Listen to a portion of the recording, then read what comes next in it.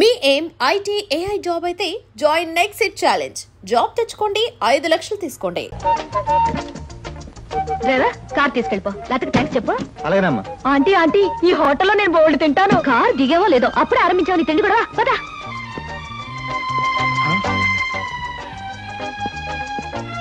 Hello Sita, welcome welcome. నీకోసం 10 నిమిషాల నుంచి వెయిట్ చేస్తున్నాను. ఇదే లండన్ లో అయితే నిమిషానికి 100 పౌండ్లు విలువ ఉంది. అంటే 1000 పౌండ్లు వేస్ట్ చేసాం అన్నమాట. మందంతా ఫారెన్ పంక్చువాలిటీ. ఐఎమ్ సారీ, సమయానికి మా కార్ లేకపోవడం వల్ల మా ఫ్రెండ్ కార్ లో రావాల్సి వచ్చింది. నాతో పాటు నా ఫ్రెండ్ తమ్ముడు బుజ్జి వస్తానంటే తీసుకొచ్చాను. అబ్బాయి అమ్మాయి ముచ్చటగా కలుసుకునేటప్పుడు మధ్యలో ఈ బుజ్జీలు బజ్జీలు ఎందుకండి? వస్తానంటే రావద్దనటం బాగుండదని తీసుకొచ్చాను. కమాన్ కమాన్.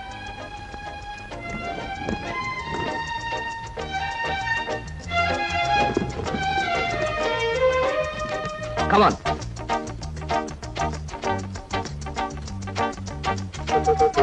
సాధారణంగా ఇలాంటి చిన్న చిన్న రెస్టారెంట్స్ రాను నేను. కాకపోతే ఇది మా చిన్ననాటి స్నేహితుడిది. వాడు ఫీల్ అవుతారు రాకపోతే. Excuse me sir. Hello mister James. Sorry sir, నా పేరు జేమ్స్ కాదు. ఫేస్ చూస్తే అలా అనిపించింది. మీ పర్ఫెక్ట్ రాలేదా? ఈ పూట రాలేదు సార్. రాస్కెల్, వాడికి బద్ధకం మరీ ఎక్కువ. చిన్నప్పుడు ఇలాగే స్కూల్ కూడా వచ్చాడు కాదు. ఇప్పుడు బిజినెస్ కూడా సరిగ్గా చూసుకోవట్లేదు అనమాట. It's all right. Me order ఏమిటి సార్?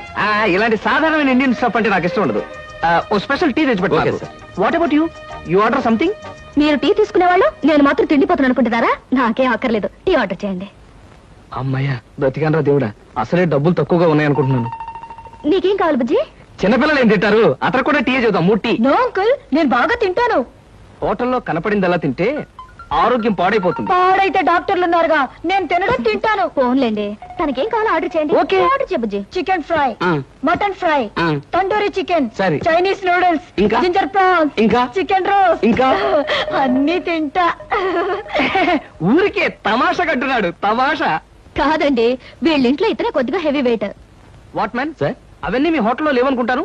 ఉన్నాయి సార్, అన్నీ ఉన్నాయి సార్. ఇంకా ఏం కావాలి బాబు? మీ హోటల్లో ఉన్నవన్నీ వాడికే పెడితే మిగతా కస్టమర్స్ అందరికి ఏం చేస్తావు? చెప్పిన మట్టు పట్టరా వెళ్ళు. అంకుల్ అంకుల్, అన్ని తినేసి ఫుడ్డింగ్ తిని చివరిలో ఐస్ క్రీమ్ కూడా తింటా. స్పూన్లు, ప్లేట్లు, టేబుల్స్ తినవా? ఆరగో, లేకపోతే అవి కూడా తింటా. కుర్రాడు భలే జోక్ చేస్తాడు. జోకులంటే గుర్తొచ్చింది, కేకులు కూడా తింటా. ఇంకేమన్నా అంటే ఇంకేం తింటానంటాడు. నువ్వు వెళ్ళవయ్యో. తెలివిగా టీతో మేనేజ్ చేద్దాం అనుకుంటే వీడొకడు నా ప్రాణానికి. వీడికే బిల్లు 200 అయ్యేటట్టుంది. నా కర్మ. ఏమిటి కృష్ణ గారు అలా ఆలోచిస్తున్నారు? అదే ఏం లేదు. ఒలింపిక్స్ లో తినడంలో పోటీ ఉంటే బెస్ట్ తిండిపోతే అవార్డు ఈ తిండిపోతే వస్తుంది. కమాన్ బుజ్జి. పంటావా? దెబ్బ తగిలిందా? అబ్బే, మనం బీచ్ కి వెళ్ళి మిరపకాయ బజ్జీలు, వేరుసరికాయలు తిందామా? వద్దమ్మా, అంకుల్ అర్జెంట్ పని ఉందట, వెళ్ళాలి. అంతేకాదు, ఇంకా నువ్వు పచ్చిమిరపకాయ బజ్జీలు అవి తిన్నావనుకో పొట్ట ఆటం బాంబులాగా డామ్ అని పేరుపోతుంది. అవును, మీ కార్ ఇది? అది చాలా పెద్ద కారు కదా, ఇక్కడ పెట్టడానికి ప్లేస్ చాలదని పక్కన షాపింగ్ సెంటర్ లో పెట్టొచ్చాను. ఇంతకీ మీ ఇద్దరు ఎలా వెళ్తారు? మా డాడీ వచ్చి మమ్మల్ని పికప్ చేసుకుంటున్నారు, మీరు వెళ్ళండి. ఓకే. ఎందుకంటే మన అంకుల్ తో పెద్ద కారు. నిన్ను చంపినా పాపం లేదు, పుణ్యం తప్ప. నా కారులో మిమ్మల్ని తీసుకెళ్లాను అనుకో, పాపం వాళ్ళ డాడీ వచ్చి మీకోసం వెయిట్ చేస్తారు కదా. ఎగ్జాక్ట్లీ. వస్తాను సీత, బాయ్. ఓకే అంకుల్, మళ్ళీ కలిసినప్పుడు బాగా తిందాం. బాయ్.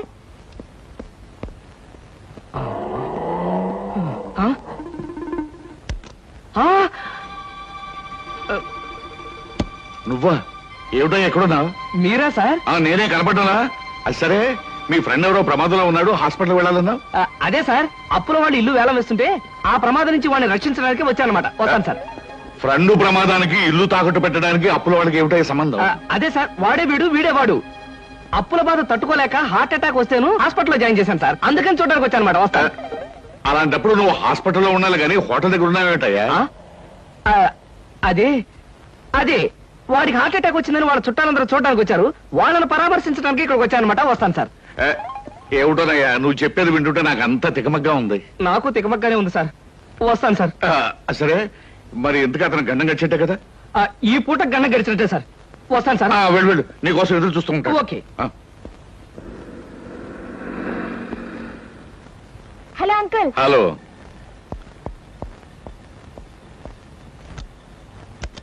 ఏమిటమ్మా లేట్ గా వచ్చానా? నో డాడీ, కరెక్ట్ టైంకి వచ్చా. డ్రైవర్ పని.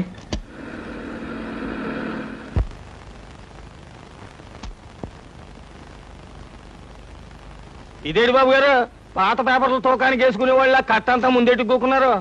మరేం లేదురా, నెల రోజుల పాటు నేను దేశంలో లేను కదా. నేను లేనప్పుడు మరి దేశంలో ఏం జరిగిందో తెలుసుకోవాలిగా. మొగుడు కావలేను, మొగుడు కావాలనని ఎవరో పిల్ల పేపర్లో ప్రకటన ఇచ్చిందిరా. మరి బరిదగించే రకలాగా ఉంది. లేకపోతే మూడు కావాలని పేపర్లో అడ్వర్టైజ్మెంట్ ఇస్తుందా? దీన్ని కాదురా, దీన్ని కన్నా గాడిదున్నాడే వాడికి పెట్టాలి గడ్డి. గాడిద గుర్రం అనేకండి బాబు. తిడితే అవి బాధపడిపోతాయంటావా? నిజమేలే, ఇలాంటి పిల్లని కన్నవాడు వాటికంటే దరిద్రుడై ఉండాలి. ఆడపిల్ల పెళ్లి చేయలేని చవట, దద్దమ్మ, సన్నాసి. బాబు మీకు దండం పెడతాను, తిట్టకండి తిట్టకండి. తిట్టడం కాదు, ఈ చీంబోతు వెదవని 10 మంది చేత చీకొట్టించినా తప్పులేదు. ఇంతకీ ఎవరి పిల్ల? సీత ఎంఏ. సీత ఎంఏ కొంపదీసి మన అమ్మాయి కాదు కదా? ఖచ్చితంగా మీ అమ్మాయినండి. అందుకే కదండి ఆ పిల్ల తండ్రిని నోటికొచ్చినట్టు బూతులు తిట్టొద్దని బతిమాలకున్నది. ఇప్పుడు మీరే కదా ఆ దరిద్రుడు, చండాలుడు. ఇంకోటి ఏంటండి, భలే తమాషాగా ఉంది. నోర్మై, నీకు తమాషాగానే ఉంటుందిరా. అమ్మాయి చేసిన పరువు తక్కువ పనికి నా గుండె మండుకుపోతుంటాను. అమ్మాయి సీత, సీత ఏమైంది? ఏమైందా? నీ కారణంగా నా పరువు బజార్ను పడిందే. ఏమిటే ఈ ముదనష్టమైన అడ్వర్టైజ్మెంట్? మూడు కావాలని ఇంటర్వ్యూ పెట్టావా? ఇంటర్వ్యూ పెట్టడం అయింది, నాకు నచ్చిన వాడిని సెలెక్ట్ చేసుకోవడం కూడా అయింది. ఏమిటి, నీ కాబోయేవాడిని నువ్వు సెలెక్ట్ చేసుకున్నావా? మీ అమ్మతో పాటు నేను కూడా జాయింట్ గా చచ్చాను అనుకున్నావా? డాడీ, పెళ్లి పేరుతో పెద్దవాళ్ళకి ట్రబుల్ ఇవ్వడం పాత పద్ధతి, నచ్చిన వాడిని పెళ్లి చేసుకోవడం కొత్త పద్ధతి. మీరేం వరి అవ్వకండి, మీకు మహారాజు లాంటి అల్లుని తీసుకొస్తాగా. బాయ్. శివాచలం, ఏమిట్రా ఇది? కలికాలం అండి, కలికాలం. మీరు ఎక్కువగా ఆవేశపడకండి బాబు, గుండె నొప్పి వస్తుంది. బ్యూటిఫుల్. ఏమిటి? అదే మీ ఇల్లు. జోక్ చేయకండి, మీ ఇంటితో కంపేర్ చేస్తే ఇది అవుట్ హౌస్ లా అనిపిస్తుంది. దాన్నే ఉంది సీత, మనం హౌసులు చూసి ప్రేమించుకునే వాళ్ళం కాదుగా, హార్ట్లు చూసి ప్రేమించుకునే వాళ్ళం.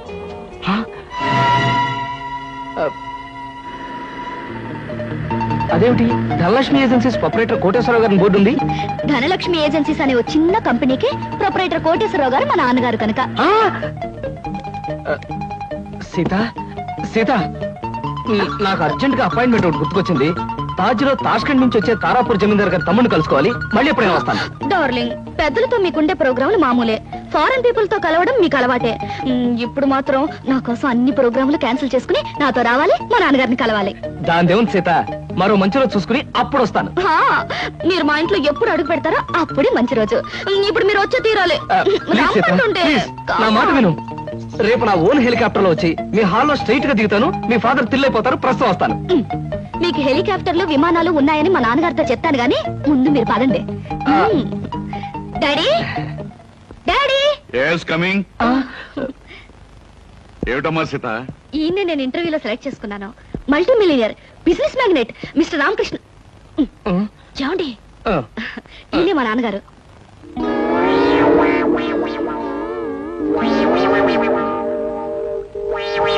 నాకు తెలుసమ్మా.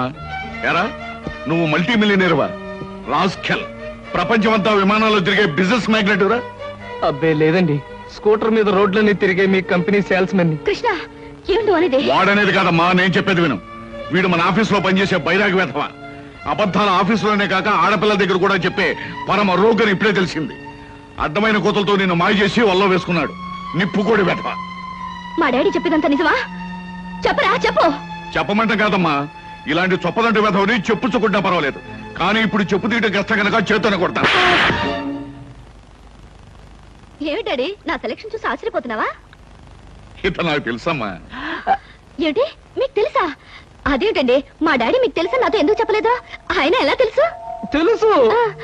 ఎలా తెలుసు? తెలుసు. ఎలా తెలుసు? ఎన్నోసార్లు ఇతను నేను ఫ్లైట్ లో కలిశానమ్మా. ఒకసారి బిజినెస్ పని మీద బ్యాంకాక్ వెళ్ళినప్పుడు కలిశాను, మరోసారి లండన్ వెళ్తున్నప్పుడు ఫ్లైట్ లో కలిశాను, ఇంపోర్ట్ అండ్ ఎక్స్పోర్ట్ పని మీద ప్యారిస్ వెళ్ళినప్పుడు ఒక పార్టీలో కలిశాను. ఎంతో మందితో కలిసే బిజినెస్ మ్యాగ్నెట్ అమ్మా ఇతను. మరి ఇప్పుడు నేను గుర్తున్నానో లేదో.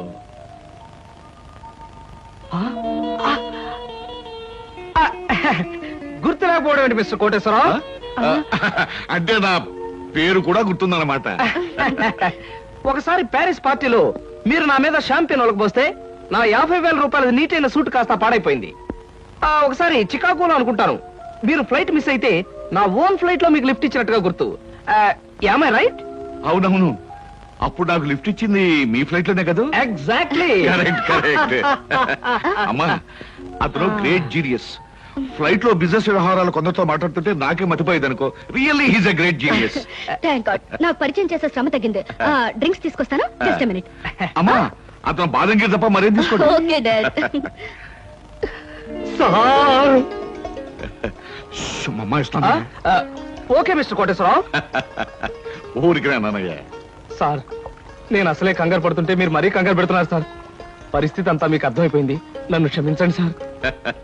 నువ్వు చేసిన పని నాకు తప్పుగా అనిపించట్లేదయ్యా. అస్సలు పెళ్లే చేసుకున్నని మంకు పట్టు కూర్చున్న మా అమ్మాయిని మొత్తానికి నువ్వు ఒక దారిలో పెట్టావు. నాకదే చాలయ్యా. అంటే నన్ను మీరు నా అల్లుడుగా చేసుకోవడానికి మనస్ఫూర్తిగా ఒప్పుకుంటున్నానయ్యా. కాకపోతే కోటు మీద షాంపెయిన్ పోసాను, చొక్కా మీద చికెన్ ముక్క వేశాను, ఇలాంటి కోతలు కొయ్యకయ్యా. పోయి నేనే మీ మీద పోసాన్ని రివర్స్ లో కోస్తాను. మరీ అంత పెద్ద పెద్ద కోతలు కొయ్యకు, చిన్న చిన్న కోతలు కొయ్యి. అలాగే. కూర్చో, పైకి వెళ్ళొస్తానే. అలాగే సార్. ఆహా, అయ్యగారు ఒప్పుకున్నారు, మా బాస్ ఒప్పుకున్నారు, ఏమి నా భాగ్యము. ఏంటి బాబు మీరు ఎక్కడ ఉన్నారైతే? ఆఫీస్ గగనామం పెట్టేశారా? ఓరి నాయను, ఈ సూట్ ఏంటి, పైగా గులాబ్ పువ్వు ఒకటా ఏంటి? ఉద్యోగం మానేసి మెడ్రాస్ వెళ్ళిపోయి హీరోగా సెటిల్ అయిపోదాం అనుకుంటున్నారా? సింహాచలం, ఏమిటా వాగుడు? ఆయన ఎవరనుకుంటున్నావు? ఎవరేంటమ్మాయి గారు, మన ఆఫీసులో పని చేసే కృష్ణమూర్తిలా అనిపించాడంటావు. రాస్కెల్. జాగ్రత్తగా రెండు కళ్ళు పెట్టి చూడు. ఈయన ఎవరనుకున్నావు? కోటీశ్వరుడు కృష్ణబాబు, నా కాబోయే అల్లుడు. కాస్త పోలికలు కనిపించేసరికి ఆఫీసులో ఉండే ఆ బడుద్దాయి అనుకుంటున్నావు అయ్యింది. అయ్యో బాబోయ్, తమరు చెప్పేకి తెలిసిందండి, నేనే పొరపాటు పడ్డాను, నన్ను మన్నించండి బాబు. It's all right. ఎండలో తిరిగి కళ్ళు బయర్లు గమ్మిని ఇష్టం వచ్చినట్టు మాట్లాడినట్టున్నావు. ఇదే ఏ న్యూయార్క్ లోనో డెట్రాయిట్ లోనో అయితే పక్కనున్న వాడి జేబులోంచి పిస్టల్ తీసి డమాలను కాల్చి పారేసి ఉండేవాడిని. బట్ ఇది మా కాబోయే మామగారి ఇల్లు కాబట్టి నిన్ను క్షమించి వదిలేస్తున్నాను. చాలా సంతోషం బాబు, చాలా సంతోషం. అయినా నేను ఎదవని కాకపోతే మా ఆఫీసులో పనిచేసి ఆ కిట్నగాడికి మీకు పోలిగేడి చెప్పండి. ఎవరు బాగా మగ్గిన బంగిన పెళ్లి మామిడి పండులో ఉన్నారు, అది కాల్చిన వంకాయలా ఉంటాడండి. ఇప్పుడు తెలుసుకున్నాడు, మీరేమనుకోవద్దు. నువ్వు చేసే న్యూసెన్స్ చాలు గానీ ఇక్కడి నుంచి వెళ్ళు. తీసుకోండి. Thank you. తాజులో నా ప్రోగ్రామ్ మిస్ అయిపోతుంది. వస్తాను Sita. Bye uncle. Bye. What daddy, ఏమంటారు? నాకు అన్ని విధాలా నచ్చిన వాడిని సెలెక్ట్ చేసుకున్నావమ్మా, చాలా సంతోషం.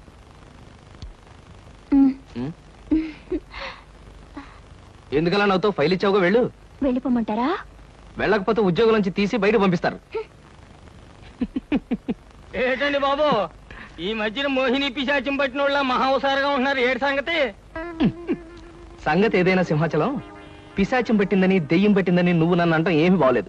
మరేం లేదు బాబు, ఆ మధ్యన పిశాచం పట్టిన మా బావమరిది మేనలుడు ఒకడు 3 రోజులు మీలాగే చాలా హుషారుగా ఉండి 4వ రోజున నడి రోడ్డు మీదే ఢమాల్ నెత్తురు కక్కుకుని పోయాడు బాబు. అందుకని అరే అమ్మాయి గారు వచ్చారే. మై గాడ్, సీత ఎక్కడికి వస్తుందా? Good morning madam. Good morning అమ్మాయి గారు. Good morning madam. Good morning. Good morning madam. Good morning.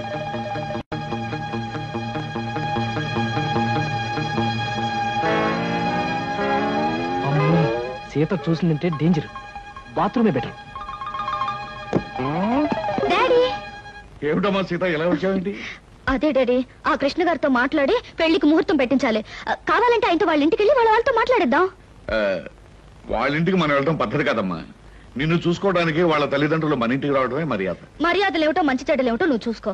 త్వరగా పెళ్లి విషయం సెటిల్ కాకపోతే ఆయన ఈ దేశం ఆ దేశం అని వెళుతూ నా సంగతే మర్చిపోవచ్చు.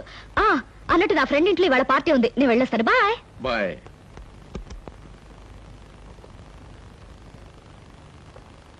ఏమయ్యా, అక్కడ కృష్ణబాబు ఉంటే ఒకసారి ఇక్కడ పంపించు. పంపించడం ఎందుకు సార్, నేనే వచ్చేసాను. ఏమయ్యా, అమ్మాయి హాల్లోంచి వచ్చేటప్పుడు నేను చూడరుగా? కొంచెం ఆలస్యం అయితే చూసేదే సార్. ముందు బల్ల కింద దాక్కున్నాను, ఆ తర్వాత బాత్రూమ్ కి ట్రాన్స్ఫర్ అయిపోయాను. సార్ శుభం. శుభంగా సార్, ఇంకా ఈ దాగుడు మొత్తం నా వల్ల కాదు. సీతతో నిజం చెప్పేస్తాను సార్. Non sense. ఇప్పుడు నువ్వు నిజం చెప్పావంటే సీత తక్షణం తుపాకీ పట్టుకుని నేను షూట్ చేయగలను. మరి ఎలాగ సార్? పోనీ నేను ఏదైనా దొంగతనం చేసి జైలుకు వెళ్తూ నిజం చెప్పేస్తాను, అప్పుడు నన్ను షూట్ చేయదు. ఎందుకంటే నా చుట్టూ పోలీసులు ఉంటారు కాబట్టి. ఫుల్లాగా మాట్లాడకయ్యా. సీతకు నిజం చెప్పకుండానే నీ పెళ్లి జరిగిపోద్ది.